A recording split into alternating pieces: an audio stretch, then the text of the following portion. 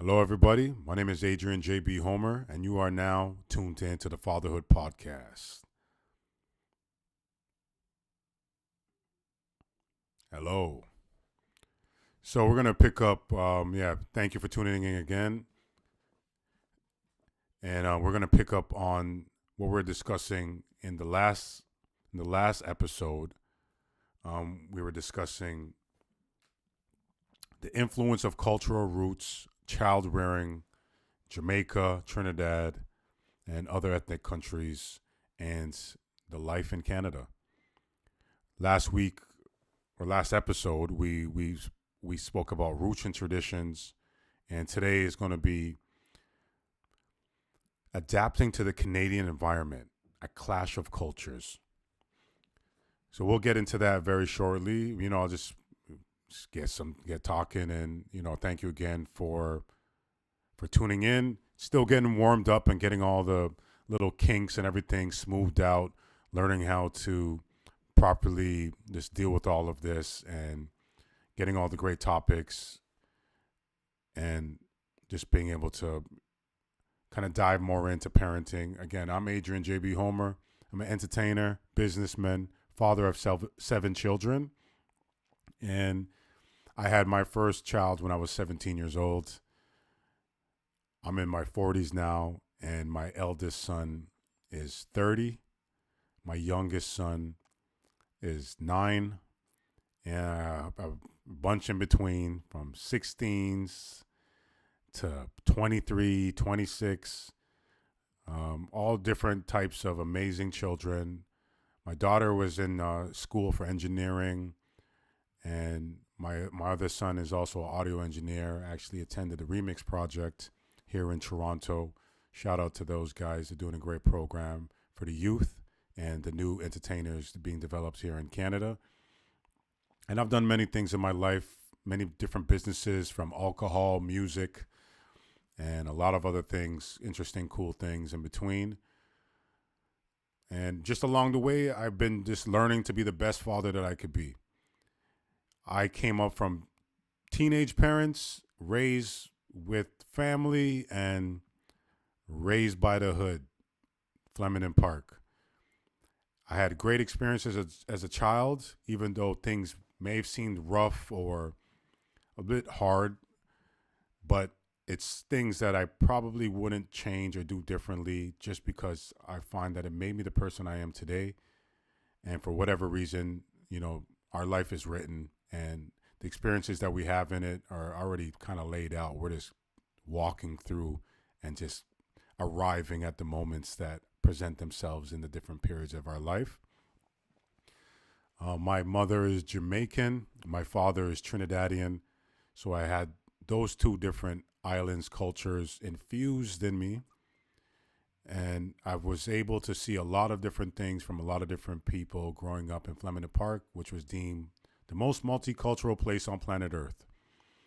So seeing a different range of how parents and children were from all the different ethnicities, from Greece, or from India, Sri Lanka, from Ethiopia, Somalia, and we used to get just a lot of different things. So you meet people, you have friends, you see how their parents treat them, the things that they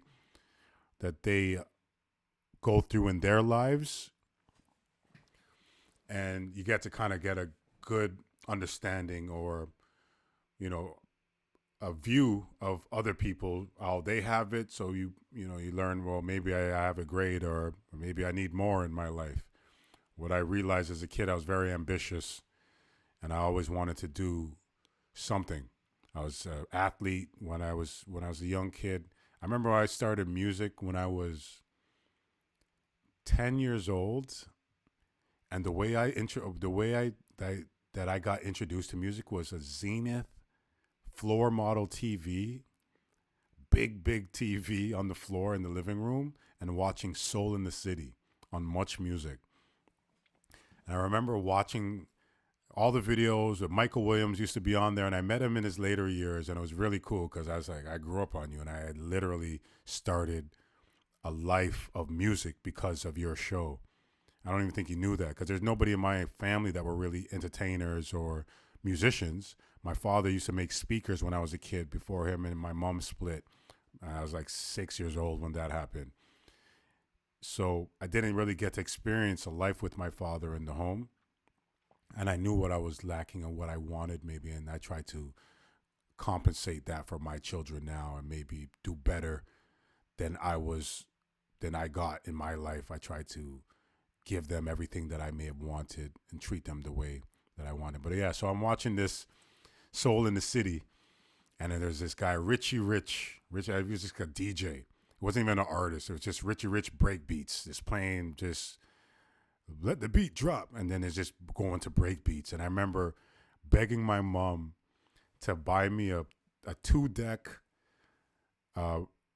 cassette player that I bought from Radio Shack and a plug-in microphone.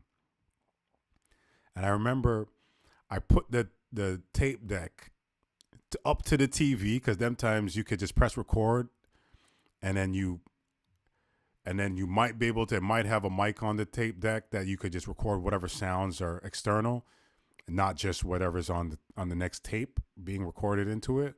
But I plugged in the microphone and I put the tape deck close to the TV while the Richie Rich breakbeats were playing. And I remember, so you could hear the beat now being recorded. I remember using the microphone and rapping. I didn't even know what I rapped. And then from that day, it was over. I was a rapper and I had to be in music and in the business. I remember going to school. I was in grade 5. And I remember in grade 5, we're beating on the table, making beats, beatboxing. And in Flemington Park, it was a great hub for music artists and entertainers. So there'd be a lot of entertainers that would come through and always be there for S Blank that had the studios and stuff, and he was producing for a lot of people, Maestro, Be Cool, all these guys, and Chris Scott Rocks, Gels there was always bringing in artists. I was too young to know or get involved. I'm just watching it from afar. But yeah, it was a hub for music. So I remember walking outside, like, again, but in school, they used to let me do raps on the PA system for the morning announcements. The teachers used to let me throw the school, I did a couple school parties, like the actual dances where my dad made a speaker before that he left there or he made for me. And I remember bringing it and playing the DJing off of the cassette tapes and just running some tunes. And I remember I used to be in grade 5 and they let me do that in the class. I had a grade 5 class party and they let me run music like that. And then I was always supported in Flemington Park with music, arts, and sports. Academically, I may have not been the most attentive person, but it was always in me. But I just had other ambitions in life. So that's how I started in the music business. And I remember after that, one of my friends, Ricky Bailey, he said, "Yo, did you hear this new show on 88.1? I was like, "What is that?" He goes, "It's the radio station. It's this dial 88.1 on Saturdays from 1 to 4. And that was the Power Move show on 88.1 with DJ X. And I remember I listened to it for the first time and it blew my mind. I was like, this is everything that is inside of me that I'm hearing. And then it was a long journey after that. And I eventually made it to 88.1. And I remember they played my first song by the time I was 16. It was off a cassette tape called Ghetto Flows. And you can go check that out on Spotify, Apple Music, under JB Ghetto Flows. JB's Ghetto Flows. Just one of those many MCs from the Guilty Crown Posse. And that's how I started my entertainment life. I had my child shortly after that at 17. And that was my first child. And ever since then, I've been a father. So I was learning to be a father, not the correct way, just from what I seen and things that I known in my families, culturally, how they take care or raise kids. And I remember having to kind of learn how to change the diapers. And we're lucky enough that we had the grandparents, like my baby mother's mother was involved heavily So she had the house. He was always there. So it was always good home. My grandparents used to help out babysitting at times, and everyone kind of contributed to teach the kids how to raise the kids. So we came from a time of kids raising kids, and here we are now. I look at my son, I look at my father, we're all 17 years apart. Pretty crazy to think when you think of life in a different perspective or when you're in a different culture or upbringing, but this was life for us. So now here I am now, 7 kids in, and I love all of them. They're really amazing children, really, really great kids, smart and wholesome. I always get worried because I think like maybe these kids are gonna be like me, crazy on the streets at this young age, and they're like, no, we just want to go Comic-Con. We just go on to video games. We just gonna just other stuff that had no involvement with that, and maybe they're just smarter than me and they just hide it better. But I'm really, really proud of all my children in every way possible. They are all incredible kids. But here we are now, at my age now, and I'm still in my late 40s and still have a long journey to go. I have some friends now that are already grandparents. They might even be like couple years younger than me, but this is the era that we're in. You know what's crazy when I think about that? Because I remember when I had Khalil, my first son, my mom said, don't call me grandma. And I always wondered, like, why don't you want to be called grandma? What are you talking about? This is your grandson. And then I look at it back now, and I was like, damn, my mom was probably only in her mid-30s as a grandmother, which is crazy to think about in some societies, but that was life. They set it up for me. I was emulating, trying to mimic the elders before me, and this is the result that we ended up in. Right now, my eldest son is doing incredible. None of my kids have any kids yet, so I'm not a grandparent yet. Maybe one day. But I'm proud of them that they're doing the things that make them, I hope that make them happy, and they're finding their way in life. And I wish them all the most success, and I'm here to always support them any way I can. And now, speaking about support and all of that, we'll just get into a quick little thing just for anybody out there that needs help or guidance trying to navigate through family court, support, partnerships, relationships, blended families. Sometimes things could get a little bit sensitive, or who knows, right? Like you never know till that feeling pops up and arises when things hit the fan or happen to you, and then you got to just end up dealing with it. But I had to go through some situations, and that's why I started this FatherHood Podcast, is because I was unaware or maybe blindsided by some things that happened to me that may have been because of my past and the things that maybe I didn't do the best as a younger father. I feel like I've always tried and did my best to make sure that I could provide and give the kids the best quality of life and their mothers. And things never are perfect, and not everything works out the way you plan them, even if you're trying to plan. So I learned from my experience, and now I'm here to try and help others that may be going through similar situations or just need knowledge, new parents. You know, it's always good to kind of see different perspectives and different ways of doing things, just in case you find yourself in a situation where those things may apply to your life. So, I'm currently in family court dealing with some matters with 2 of the mothers of my children, which are sharing the same lawyer.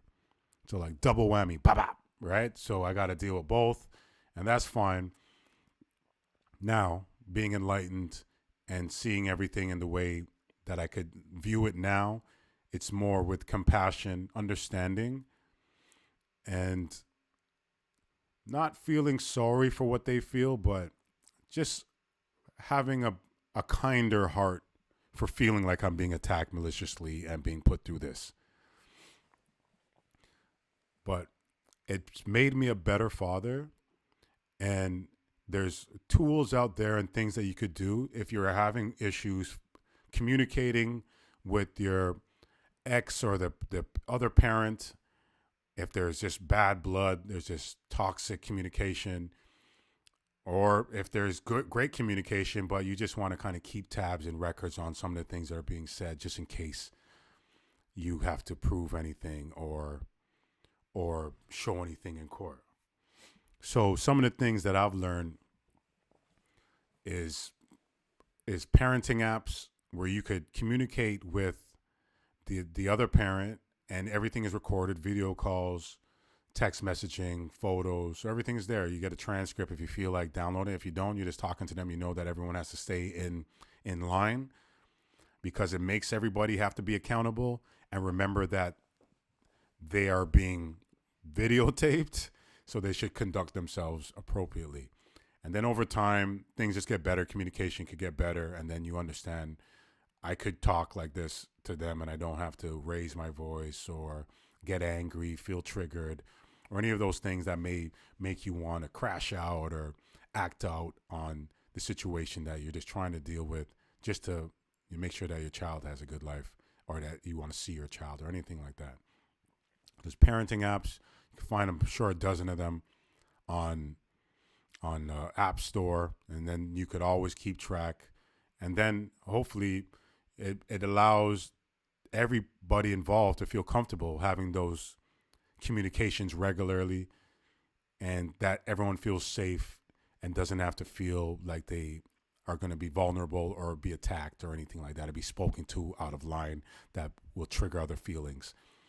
So that's a great way to co-parent as well. You could even send payments through that, so that's all tracked and nobody can say I didn't pay. And then those payments will, I'm hoping that they identify that as a fro, like as a child support payment, and not as a gift. And those are other things we'll talk about. Payments, making sure that even if you're not in child support or in family court, and you're working together, co-parenting with the other parent of your child or children, that there's things that you could do to track that.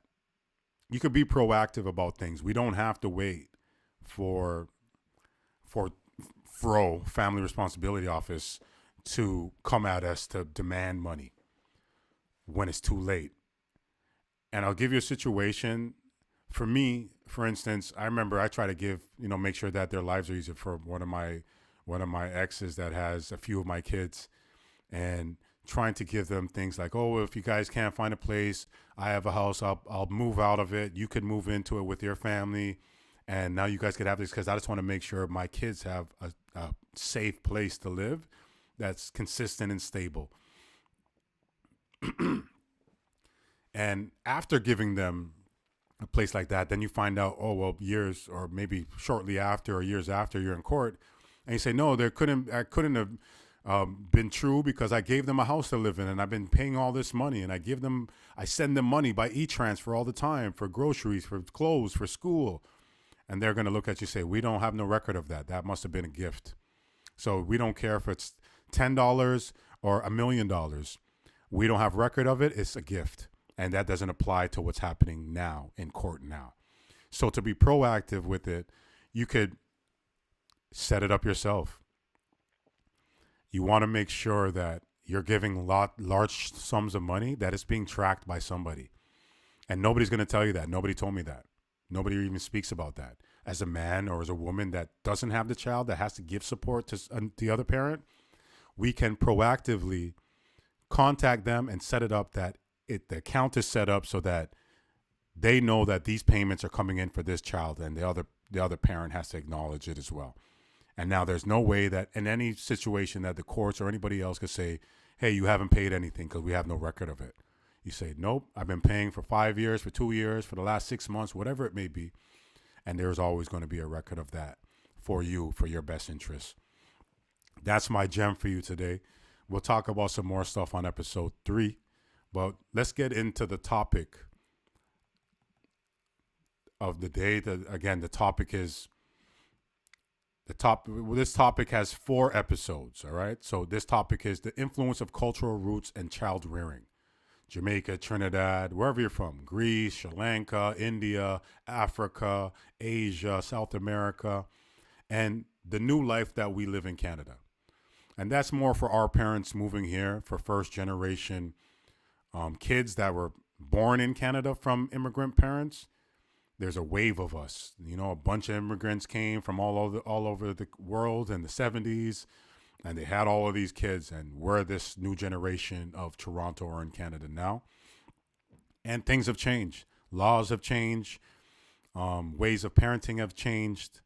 And a lot of other things just aren't the same as they used to be back in the day. But this one is going to be, we'll call it chapter. This is episode 2, chapter 2. And this one is adapting to the Canadian environment. A clash of cultures. How do the cultures of Jamaica and Trinidad and all the other countries around the world blend with Western values and parenting styles in Canada? What challenges arise when adapting to a different culture, and how does this impact family relationships? So the first question is, again, how do the cultures of Jamaica, Trinidad, other cultures around the world blend with Western values and parenting styles in Canada? So for me, and I guess for most people, that would be coming from the islands, it's physical. Listen or you get beats. And a lot of our parents were brought up on that, even in the schools back home. If they didn't listen, the teacher was allowed to hit them with a ruler, with a stick, go get a switch from outside and get beats, just to give them discipline. Real slavery style. In Canada, you can't do that.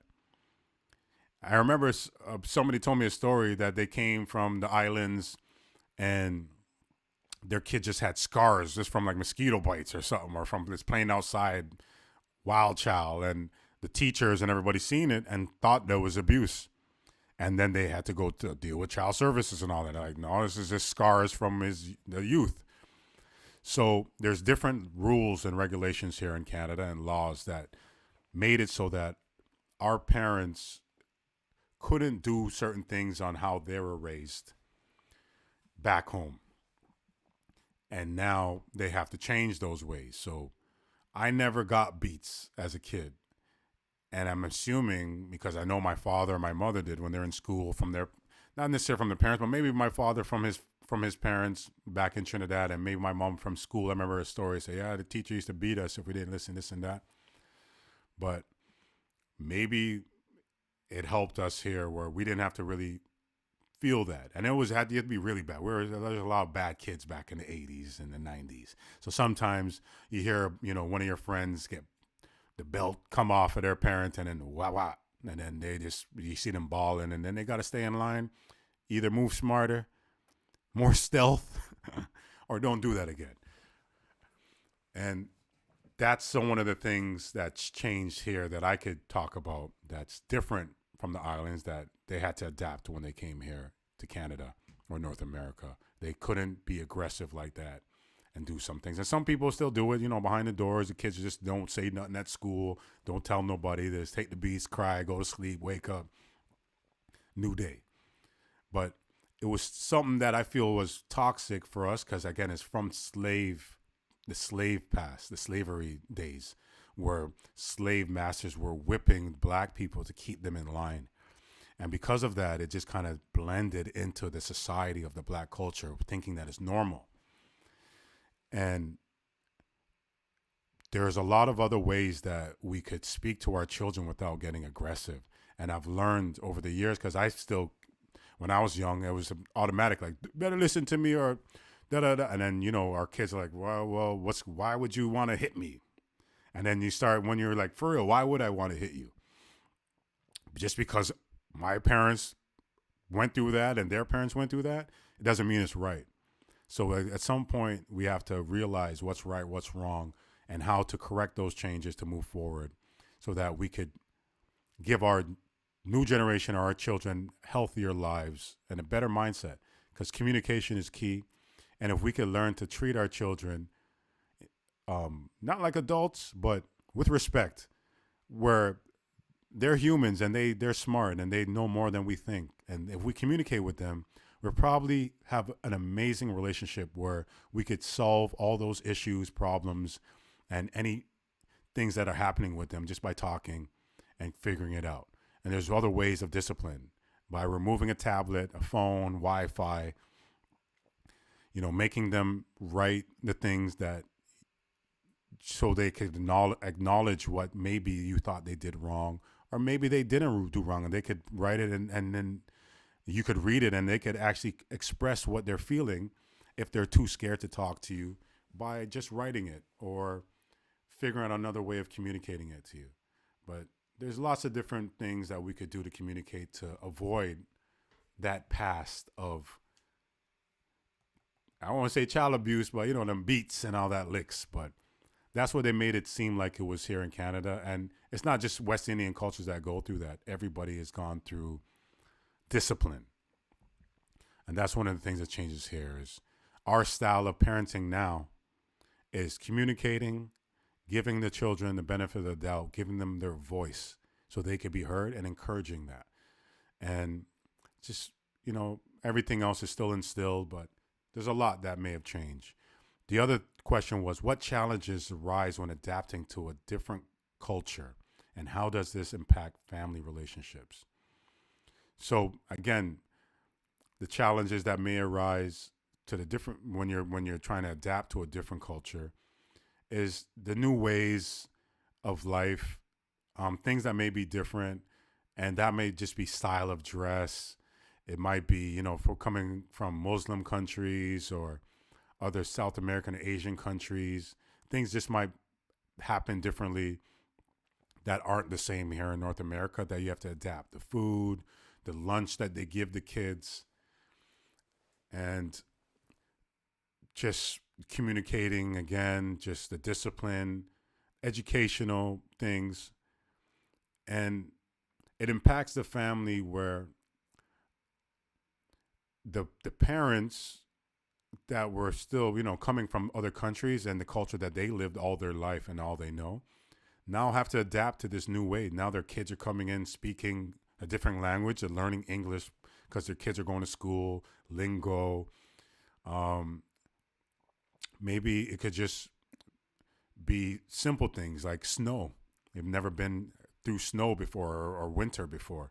So that's adapting and learning how to stay warm and drive in it, and not being scared to let your kids play in it if it's new to you, right? And there's a lot of different other things. And maybe if you have some comments or whatever, you could tap into the comment section, leave your thoughts on there too, and let me know. Let us all know what you think, what challenges would arise when adapting to a different culture, and how does it impact your family? What challenges did you have?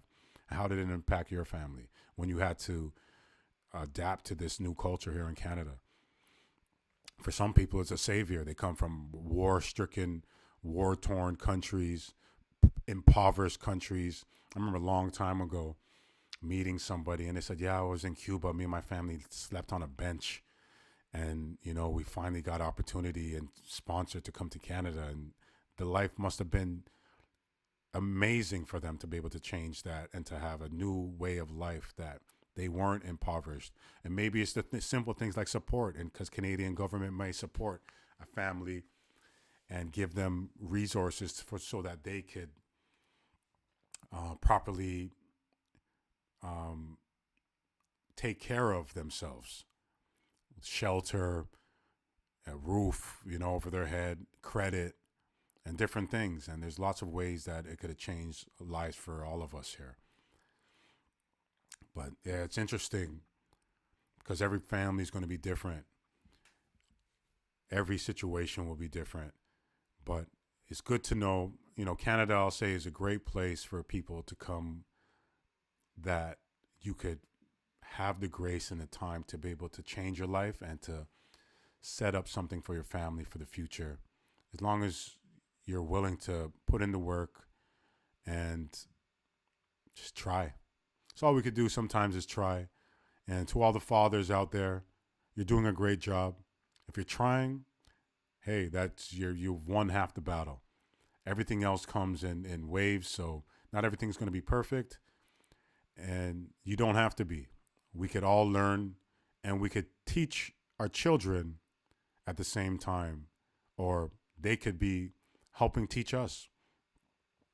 I love for my kids to have a voice, to be able to tell me the things that I may be doing wrong or could be doing better, or the things that they want, because then it allows me to understand and apply those new things for them that hopefully make them happier and make them confident and want to thrive and do better in their lives as well, because we're creating the future generation of humans.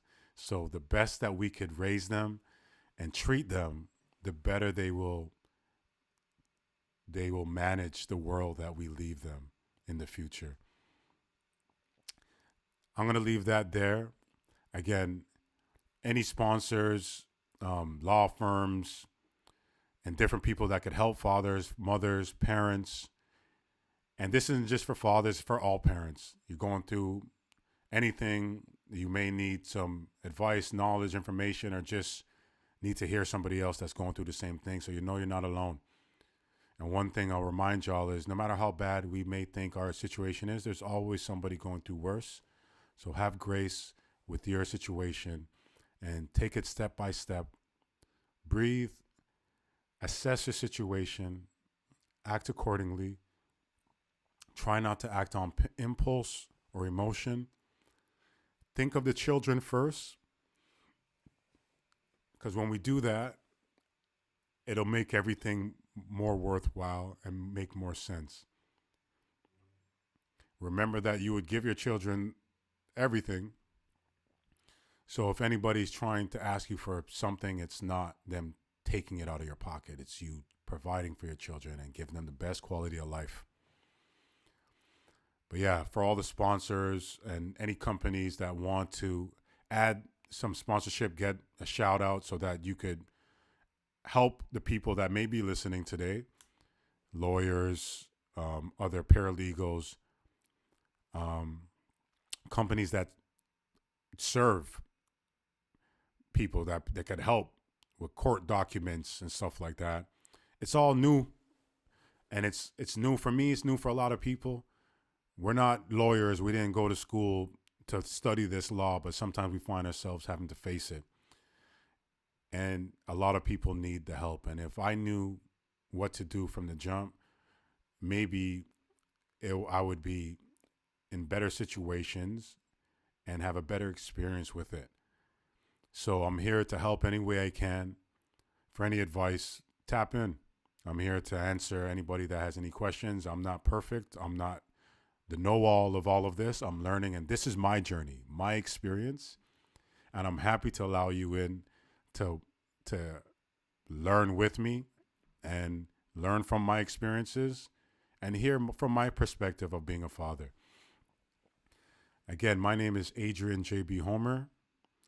This is episode 2 of the FatherHood Podcast. A little bit shorter than the last one. We're going to wrap it up and look out for episode 3. We'll get a little bit more in depth and talk about some more things. Hopefully, we get some resources and some information for anybody that needs it. I'm at JB's Music. On YouTube, it's at JB's World. And shout out to all the parents out there and everybody that needed to hear any of this today. You're doing great. You're doing the best that you can, and that's amazing. Continue to be blessed and think of the children first. Think of the life you wanted as a child, because some of us didn't have it, because we didn't grow up with fathers or mothers or parents sometimes. Some of us did. But for the ones that didn't have those experiences, don't exclude those experiences from your child's life because you didn't experience them. Try to do the things that you would love to have done as a child for your children. And then you'll enjoy it just as much as if you were a child. Seeing the joy in their face as well will make it more worthwhile. I'm Adrian JB Homer. Thanks for tuning in to the FatherHood Podcast. And you don't know, I'll see y'all next episode. Appreciate Appreciate y'all. Bless. Zeke.